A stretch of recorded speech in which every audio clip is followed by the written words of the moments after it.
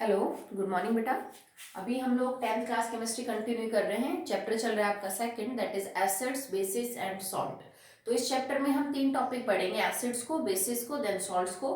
तो एसिड हमने जो है बेटा वो कंप्लीट कर दिया है, उसकी फिजिकल प्रॉपर्टीज, एसिड्स के एग्जाम्पल, उसके यूजेस, उसकी chemical properties. Now the topic is bases. Okay, so now what are bases? तो bases are the substance that are bitter in taste, generally bitter in taste, soapy to touch, soapy or slippery, slippery to touch। ठीक है, जैसे हमने acids के case में बोला था generally acids are सोर इन टेस्ट, तो इसी तरह जो बेसिस होते हैं that are usually bitter in taste, वो आप अगर आप उनको छुओगे तो वो बहुत ही स्लिपरी और वो सोपे फीलिंग देते हैं। जैसे हम साबुन में या डिटर्जेंट में हाथ देने के बाद हमारे हाथ जो चिकने चिकने होते हैं, वैसे आपको फीलिंग आएगी with the base. Usually they are either metal oxides और मेटल हाइड्रोक्साइड्स,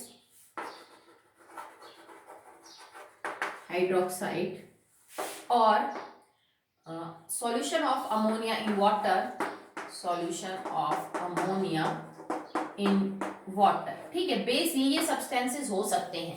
बेस कोई मेटल ऑक्साइड हो सकती है, कोई मेटल की हाइड्रोक्साइड हो सकती है, या फिर ये अमोनिया का पानी के अंदर सॉल्यूशन हो सकता है। मैंने आपको लास्ट चैप्टर में भी बताया था कि जो मेटल ऑक्साइड्स है generally these are basic in the nature. तो कोई भी बेस या तो किसी मेटल के ऑक्साइड होगा, या फिर वो किसी मेटल की हाइड्रोक्साइड होगा, या फिर वो पानी का जो है अमोनिया का पानी में सॉल्यूशन होगा, because ammonia react with water to form ammonium hydroxides. तो हाइड्रोक्साइड्स जो होते हैं दैट आर बेटा बेसिस। या फिर आप इस चीज को यूं डिफाइन कर सकते हो न्यूट्रलाइजेशन वाली रिएक्शन की हेल्प लेके कि bases are the substances that react with acids to form salt and water। हम इस रिएक्शन से भी एक्सप्लेन कर सकते हैं बेसिस को कि बेसिस वो सब्सटेंस है that can react with acid to form salt and water, क्योंकि न्यूट्रलाइजेशन रिएक्शन में एसिड बेस के साथ रिएक्ट कर सॉल्ट और वाटर बनाता है। तो आप एसिड को भी डिफाइन कर सकते हो, acid is the substance that react with base to form salt and water. Base is the substance that react with acid to form salt and water. तो आप बेस को इन चीजों से एक्सप्लेन कर सकते हो, या फिर जो अर्हीनियस का कॉन्सेप्ट था आप उससे समझा सकते हो। These are the substances that are capable of releasing OH negative ion with water। आप ये लिख लीजिए कि बेस वो सब्सटेंस है जिसके अंदर ये कैपेबिलिटी है, ये ताकत है कि वो पानी के कांटेक्ट में आते ही अपने अंदर से क्या रिलीज कर सकता है, OH नेगेटिव आयन जो है वो रिलीज कर सकता है। तो उस सब्सटेंसेस को हम क्या बोलेंगे, बेस। हमने क्या क्या बोला, these are bitter in taste, वो टेस्ट में कड़वे होते हैं। ऑब्वियसली बात है कि आप हर बेस को यूं चख के तो नहीं देख सकते, that is not safe. Touch करने में वो सोपी या स्लिपरी होते हैं। ठीक है, या तो ये कोई मेटल ऑक्साइड हो सकते हैं केमिकली, या फिर मेटल हाइड्रोक्साइड, या पानी का सॉल्यूशन हो सकता है अमोनिया के साथ। ठीक है, या वो सब्सटेंस है जो एसिड के साथ रिएक्ट करके सॉल्ट और वाटर बनाते हैं। या आप इनको डिफाइन कर सकते हो, bases are the substances that are capable of releasing OH negative ion in the water. Water के प्रेजेंस में ये अगर OH नेगेटिव आयन देते हैं तो भी आप इनको बेस बोलते हो।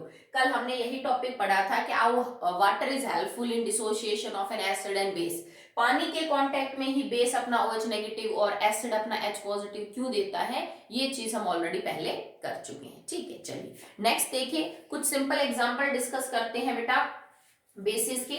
ये वो बेसिस हैं जो आपको आगे रिएक्शंस में जाके यूज करने हैं, इनका फॉर्मूला और फिर इनका नाम। Just like NaOH, sodium hydroxide,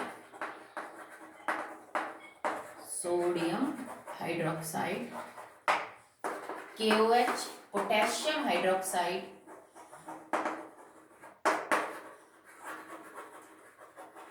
ठीक है। Next is NH4OH, ammonium hydroxide,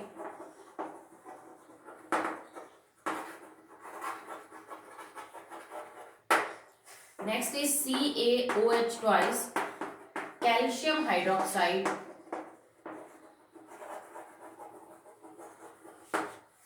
MgOH twice, that is magnesium hydroxide,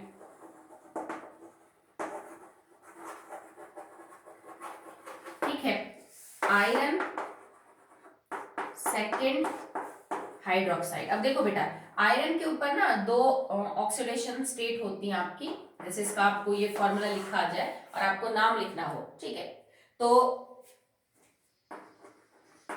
तो जब आयरन सेकेंड लिखा जाता है, इसका मतलब आपको आयरन की वो हाइड्रोक्साइड बनानी है जिसमें आयरन के ऊपर चार्ज 2 पॉजिटिव है। तो आपका फॉर्मूला हो जाएगा FeOH ट्वाइस, ठीक है। या आप इसको फेरस हाइड्रोक्साइड भी बोल सकते हो, या फिर यहाँ पे लिखा मिल जाए 3, आयरन थर्ड हाइड्रोक्साइड, तो इसका मतलब है आयरन +3 में है and it is FeOH thrice, या आप इसको फेरिक हाइड्रोक्साइड भी बोल सकते हो, ठीक है।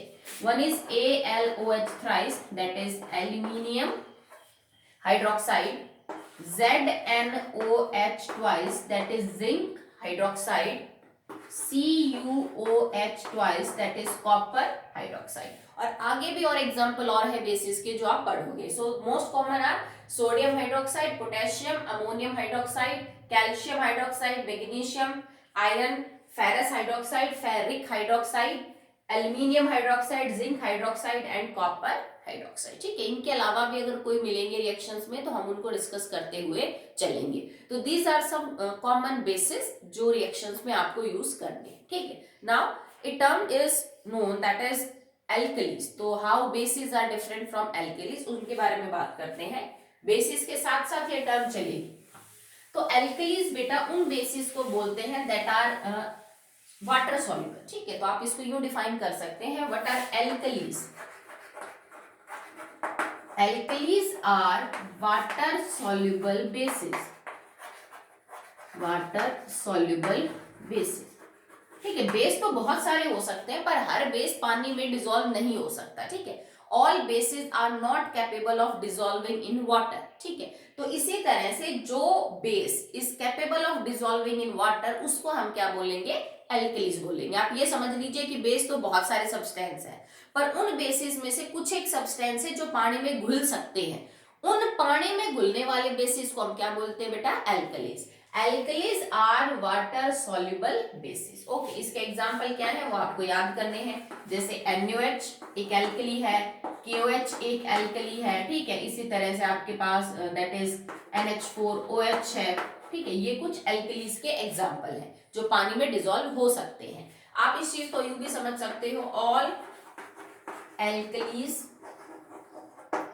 are bases but all bases are not alkalis। भाई इस बात में तो कोई शक नहीं है, अगर कोई कंपाउंड एल्कली है तो इसका मतलब वो बेस तो है ही है, पर हर बेस एल्कली होगा ये कोई जरूरी नहीं है। मैंने वही बात लिखी है, ऑल एल्कलीज आर बेसिस, सब एल्कली बेस होते हैं, ठीक है। बट हर बेस एल्कली नहीं हो सकता बिकॉज हर base is not water soluble, ठीक है। तो these are the example of alkalis. Bases के तो आपको मैंने पहले एग्जांपल बताए हैं। आगे देखिए, ओके। सो अभी हमने जो एग्जांपल पढ़े उसमें हमने आपको एल्कलीज के बताए, पहले बेसिस के बताए। तो अगर आप डिफरेंशिएट करना चाहते हो अलग अलग कि सिर्फ ऐसे एग्जांपल जो बेस एल्कलीज नहीं है या फिर ऐसे एग्जांपल जो सिर्फ एल्कलीज है, ठीक है, तो वो तो बेस होंगे ही। तो ये तो कॉमन वो है बेटा दैट आर एल्कलीज। एक और ऐड कर सकते हो आप, COH ट्वाइस। इसके अलावा बहुत से ऐसे बेस बच गए जो पानी में डिसॉल्व नहीं होते, that are actually all basis.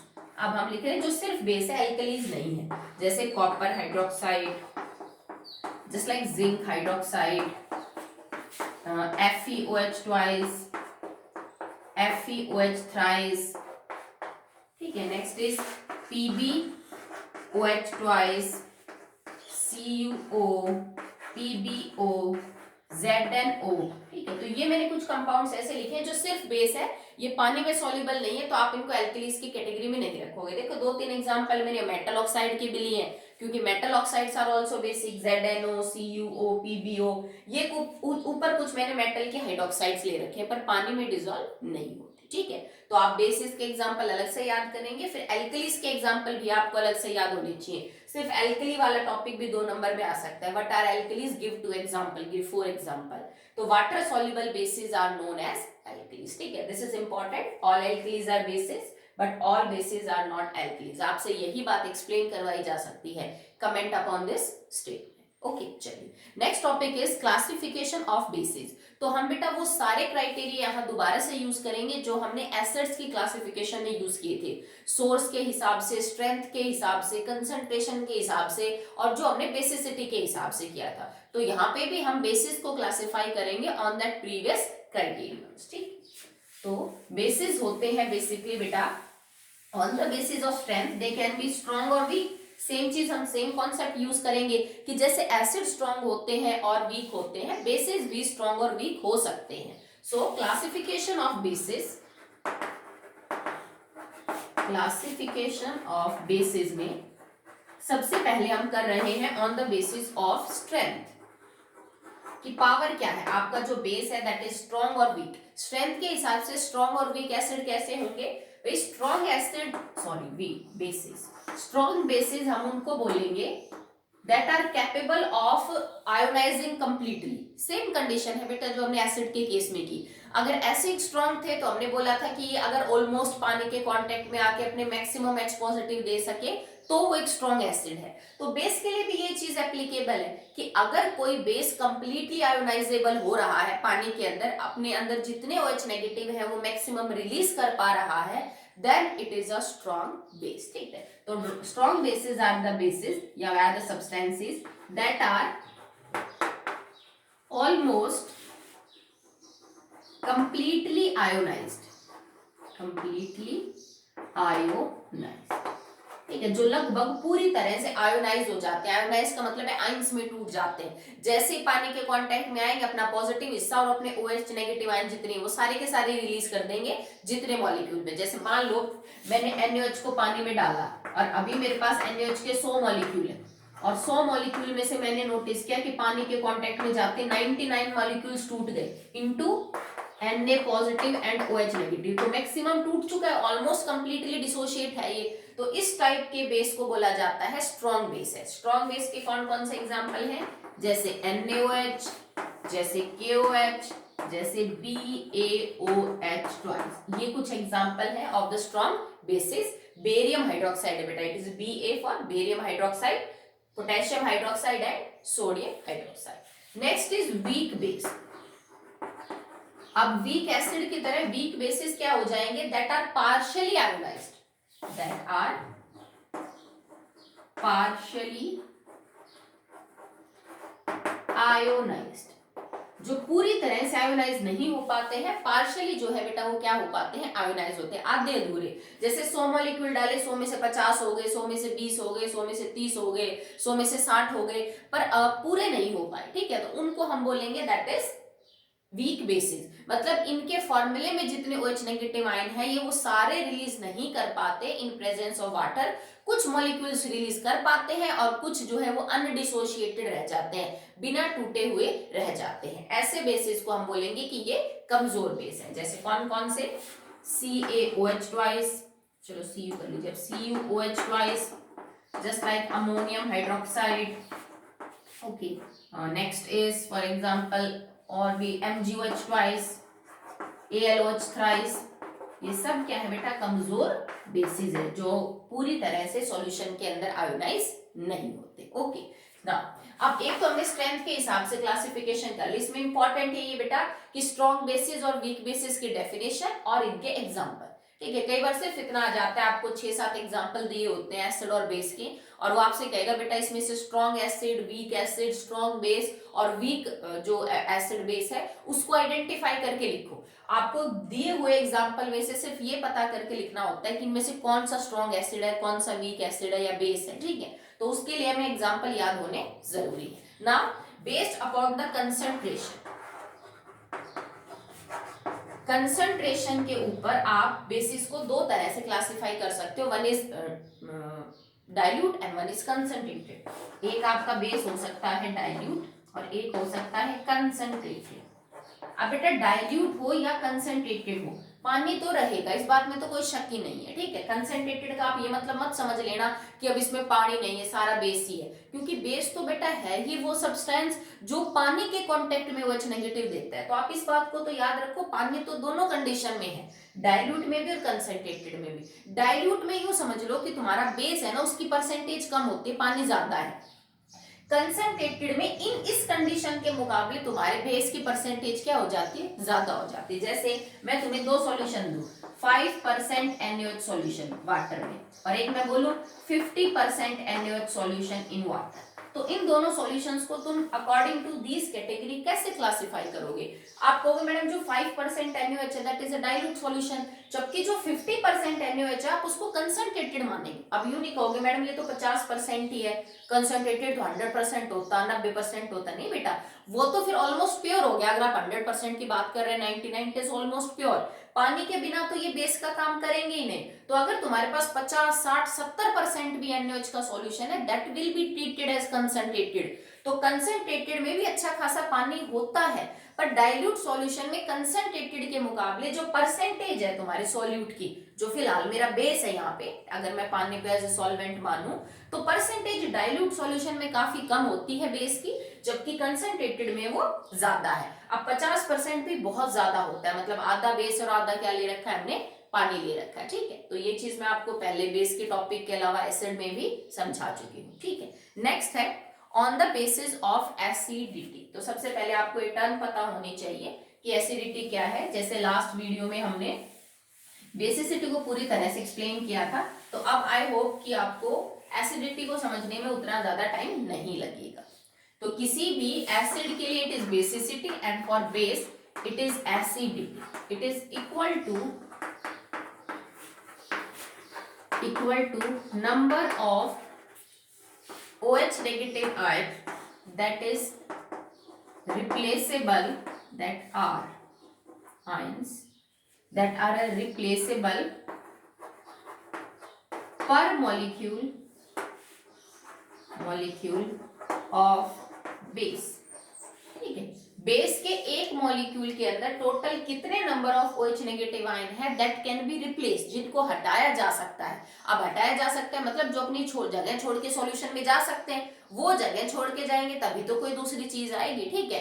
तो किसी भी बेस के एक मॉलिक्यूल के अंदर, मतलब पर मोल समझ लो, आपकी एक मोल के अंदर, या सिंपल है आप मॉलिक्यूल समझ लीजिए, पर मॉलिक्यूल के हिसाब से कितने OH नेगेटिव आयन है उसके फॉर्मूले में जो वो रिलीज कर सकता है सॉल्यूशन के अंदर, वो किसी भी बेस की जो है वो एसिडिटी होती है। जैसे फॉर एग्जांपल मैंने लिखा Na positive OH negative get plus H positive Cl negative gets converted into H positive OH negative water plus में Na पॉजिटिव और Cl नेगेटिव। अगर तुम इस इक्वेशन को देखो तो देखो यहां से इस कंपाउंड में से OH नेगेटिव आयन रिप्लेस हुई है और इसकी जगह किसने ली है, Cl नेगेटिव ने ली है। तो इसका मतलब किसी भी बेस के फॉर्मूले में वो कितने OH नेगेटिव आयन है जिसको रिप्लेस किया जा सकता है। अब रिप्लेस तो वो होंगी ना बेटा जो यहाँ से बाहर जा सकती होंगी, तो इसका आप यूं भी समझ लीजिए कि एक बेस पर मॉलिक्यूल कितने OH नेगेटिव आयन रिलीज कर सकता है सॉल्यूशन में, ये उसकी क्या होती है, बेसिसिटी। अब जैसे NaOH पर मॉलिक्यूल एक कर सकता है तो इसकी बेसिसिटी क्या है, एक। KOH एक कर सकता है तो एक है। कॉपर हाइड्रोक्साइड CuOH ट्वाइस दो कर सकता है तो उसकी बेसिसिटी क्या है, दो है, ठीक है। तो आप पहले ये समझिए व्हाट इज एसिडिटी क्या होती है। तो किसी एसिड के लिए बेसिसिटी होती है कि वो पर मॉलिक्यूल कितने H पॉजिटिव रिलीज कर सकते हैं। किसी बेस के लिए इट इज एसिडिटी कि वो पर मॉलिक्यूल कितने OH नेगेटिव आयन रिलीज कर सकते हैं सॉल्यूशन के अंदर। Okay, so now depending upon acidity we have three types of bases, mono, di and tri. Okay, चलिए उसको डिस्कस करते हैं। वे बेटा जो चीज इंपॉर्टेंट है ना क्लासिफिकेशन ऑफ बेसिस वाले टॉपिक में या एसिड वाले में, वो यही है कि आपसे डिफाइन करवाएगा कि इस टाइप के का मतलब क्या है, अकॉर्डिंग टू दिस सोर्स आप कैसे क्लासिफाई करेंगे और उनके एग्जाम्पल क्या है, ठीक है। तो एसिडिटी के हिसाब से पहला है that is mono acidic bases, जो पर मॉलिक्यूल releases 1 H पॉजिटिव, जो अपने एक मोल के फॉर्मूले के हिसाब से एक H पॉजिटिव आयन जो है वो रिलीज करते हैं। कौन कौन से हो सकते हैं? KOH है, NaOH है, लिथियम हाइड्रोक्साइड है, अमोनियम हाइड्रोक्साइड है, ठीक है। ये जो सारे कंपाउंड है आपके पास, सीजियम हाइड्रोक्साइड है, ठीक है। ये सब that are mono acidic bases पर मॉलिक्यूल एक एक OH नेगेटिव आयन जो है वो सॉल्यूशन के अंदर रिलीज करेंगे। आप एक इक्वेशन बना के देख लीजिए, जैसे NaOH aqueous gets converted into Na positive aqueous and OH negative aqueous। तो पर मॉलिक्यूल एक क्या रिलीज किया इसने? OH negative. Okay, next is di acidic bases. अब per molecule that can release two H positive ions। एक molecule जो है वो टोटल कितनी देगा बेटा? 2 H पॉजिटिव आयन देगा। अब इसके क्या क्या एग्जांपल हो जाएंगे, जैसे CuOH ट्वाइस, जैसे FeOH ट्वाइस, जैसे ZnOH ट्वाइस, जैसे BaOH ट्वाइस, ठीक है। तो ये जो कंपाउंड है that are di acidic bases, जो पर मॉलिक्यूल दो सॉरी बेटा,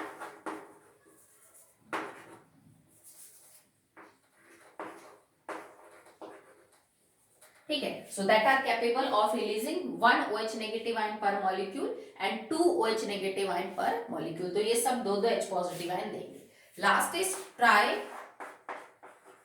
एसिडिक बेसिस, जो पर मॉलिक्यूल कितने देंगे बेटा? 3 OH नेगेटिव आयन रिलीज कर सके पर मॉलिक्यूल। तो इसके एग्जांपल क्या क्या हो जाएंगे, जैसे AlOH थ्राइस, FeOH थ्राइस। ये कुछ एग्जांपल है जिसके अंदर पर मॉलिक्यूल 3 H पॉजिटिव जो है वो क्या हो सकते हैं बेटा? रिलीज हो सकते हैं, ठीक है। तो हमने दो तरह से क्लासिफिकेशन कर ली बेसिस की। नंबर 1 on the basis of strength, they can be strong और weak. Second on the basis of concentration, they can be dilute और कंसंट्रेटेड, ठीक है, कि परसेंटेज क्या है बेस की विद वाटर, कम है कि ज्यादा है। थर्ड कैटेगरी हमने पढ़ी on the basis of acidity, they can be mono, they can be di and they can be tri acidic bases. तो क्लासिफिकेशन ऑफ बेसिस का जो टॉपिक है वो यहाँ पे क्या होता है बेटा? आपका कंप्लीट होता है। Next topic is general properties of basis.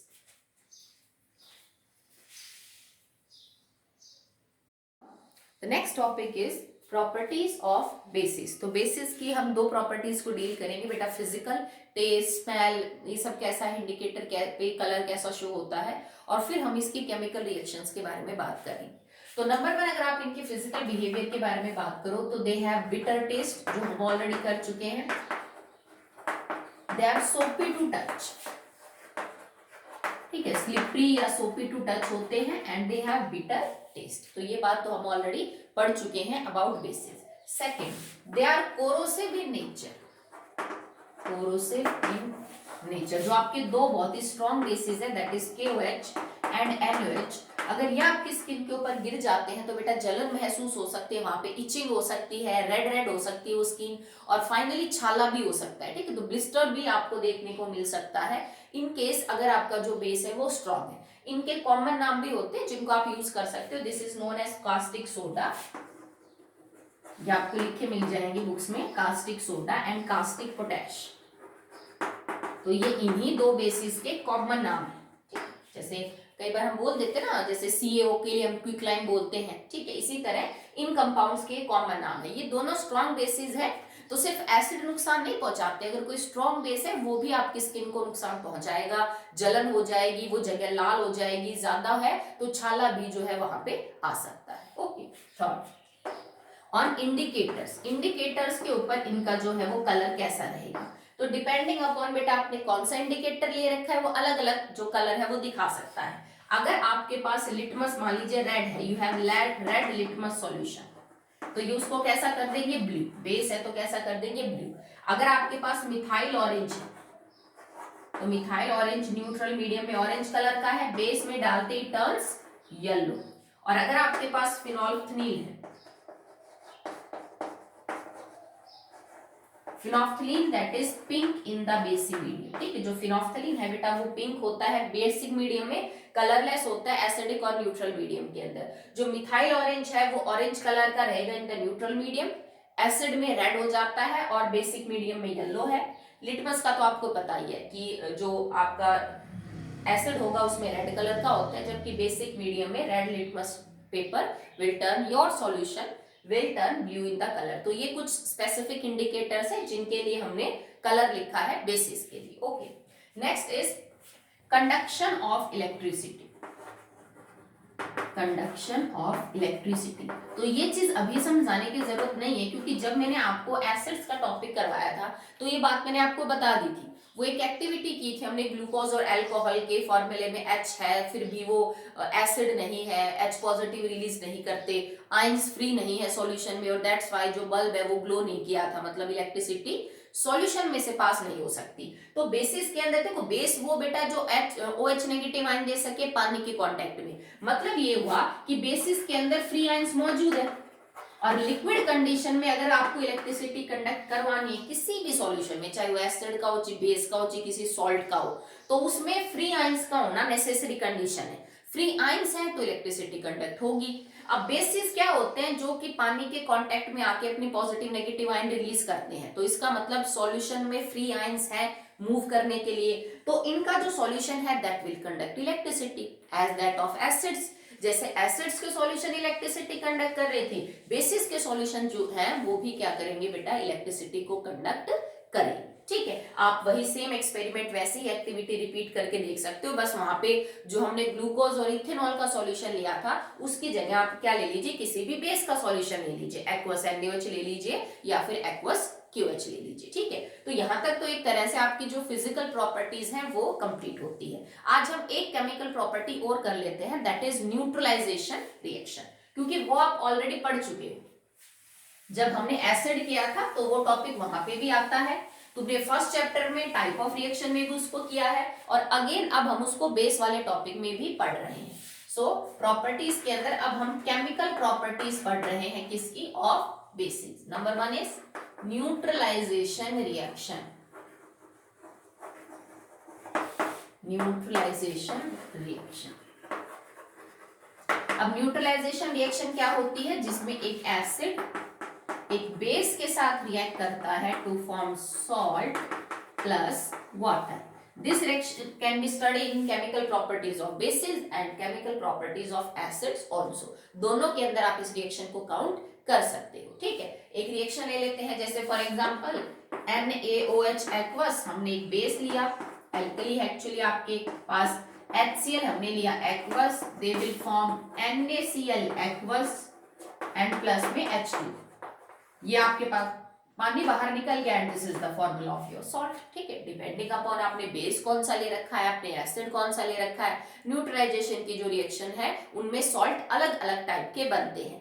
Neutralisation क्यों बोलते हैं रिएक्शन को, क्योंकि जर्नली जो सॉल्ट बनते हैं वो न्यूट्रल होते हैं, पर हर बार ऐसा जरूरी नहीं होता। अगर आप किसी स्ट्रॉन्ग बेस और किसी स्ट्रॉन्ग एसिड की रिएक्शन करके सॉल्ट बना रहे हैं then it will be neutral. ठीक है, अगर आपने कोई स्ट्रॉन्ग बेस ले रखा है पर वीक एसिड है तो उस सॉल्ट का नेचर होगा बेसिक। अगर आपने स्ट्रॉन्ग एसिड और वीक बेस ले रखा है देन उसका नेचर होगा एसिडिक। तो जरूरी नहीं न्यूट्रलाइजेशन रिएक्शन में जो भी सॉल्ट बने वो न्यूट्रल ही हो, बट जनरली न्यूट्रल बनते हैं, तो इसका जो नाम है वो पड़ गया, that is neutralisation reaction. Okay, और एग्जांपल देख लीजिए, for example KOH aqueous plus में H2SO4 एक्वस। अब देखो, एक स्ट्रॉन्ग एसिड एक स्ट्रॉन्ग बेस, तो इसका सॉल्ट न्यूट्रल बनेगा। ठीक है, it will form K2SO4 aqueous, that is a salt and H2। तो क्योंकि ये तो स्ट्रॉन्ग एसिड और स्ट्रॉन्ग बेस से मिलके बना है तो this salt will be of category neutral. ठीक है, तो बहुत सारे एग्जांपल है, क्योंकि मैं आपको ऑलरेडी करवा चुकी हूँ फर्स्ट चैप्टर में भी, एसिड वाले टॉपिक में भी, तो दुनिया भर की रिएक्शन है न्यूट्रलाइजेशन की। आप और चाहो तो इसमें एटलीस्ट 5 रिएक्शंस और ऐड कर लेना। ठीक है, that's your homework, add 5 more reaction. 5 more reaction. और अब इसके साथ एक काम और करना, क्योंकि अब आप पढ़ चुके हो कि स्ट्रॉन्ग बेस और वीक बेस, स्ट्रॉन्ग एसिड और वीक एसिड क्या है, तो सारे वही एग्जांपल मत बताना जिसमें न्यूट्रल सॉल्ट बने। मतलब आप ऐसे न्यूट्रलाइजेशन रिएक्शन भी करना जिसमें एक स्ट्रॉन्ग बेस वीक एसिड के साथ रिएक्शन कर रहा हो, या फिर स्ट्रॉन्ग एसिड वीक बेस के साथ रिएक्शन कर रहा हो, तो आपको समझ में आएगा जो कंपाउंड बनेगा सॉल्ट वो बेसिक और एसिडिक भी हो सकता है। Okay, now an activity to demonstrate neutralisation reaction. Okay, अब न्यूट्रलाइजेशन रिएक्शन को आइडेंटिफाई करने के लिए कि हाँ भाई हो रही है कि नहीं, हम इंडिकेटर्स के जो कलर चेंज है उसका सहारा लेंगे।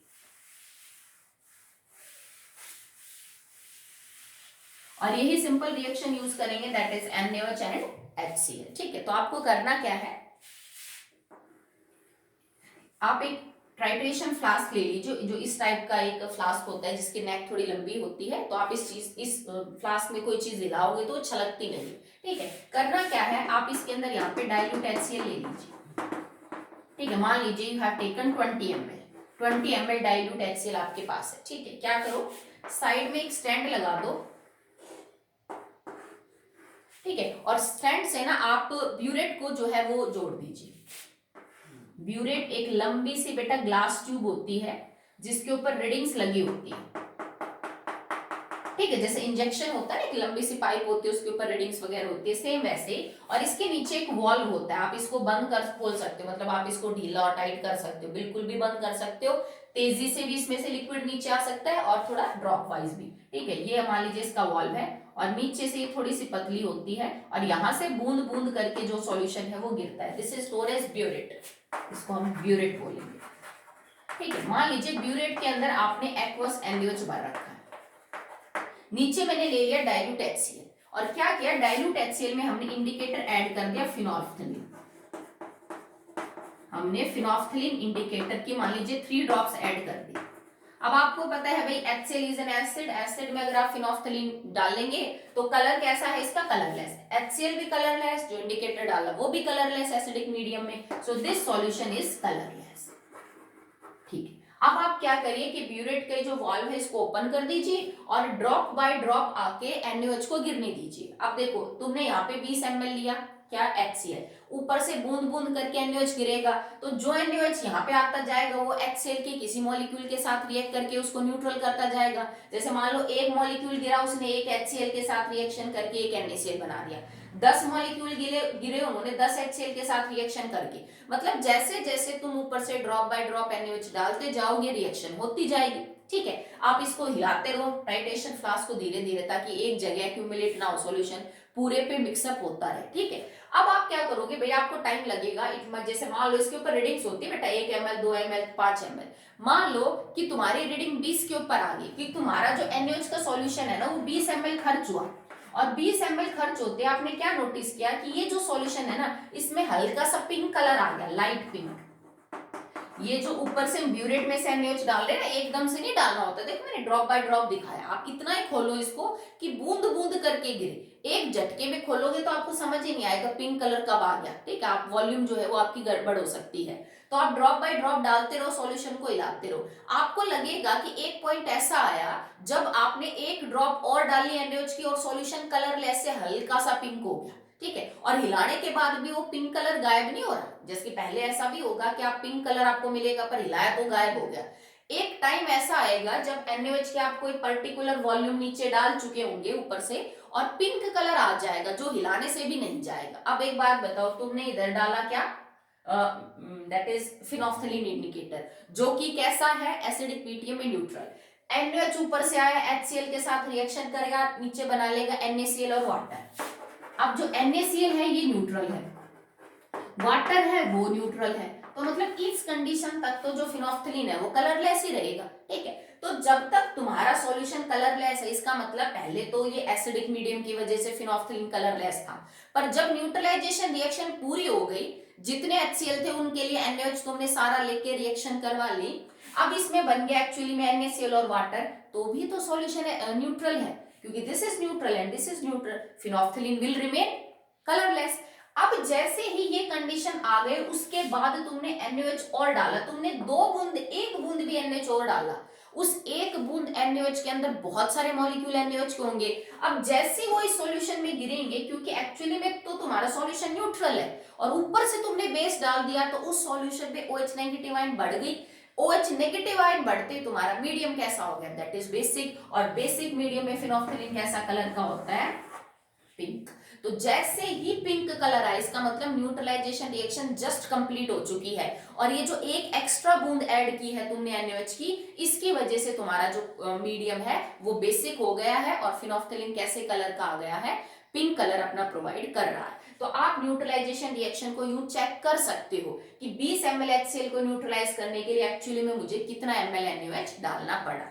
इंडिकेटर डालने से हमें आइडेंटिफाई हो गया, नहीं तो NaOH भी कलरलेस, जो सॉल्यूशन बना वो भी कलरलेस और HCl भी कलरलेस, तो हमें पता ही नहीं चलता कि न्यूट्रलाइजेशन कब रिएक्शन कंप्लीट हो गई। ठीक है, तो आज हमने एक ही केमिकल प्रॉपर्टी करी है, बाकी करेंगे कल।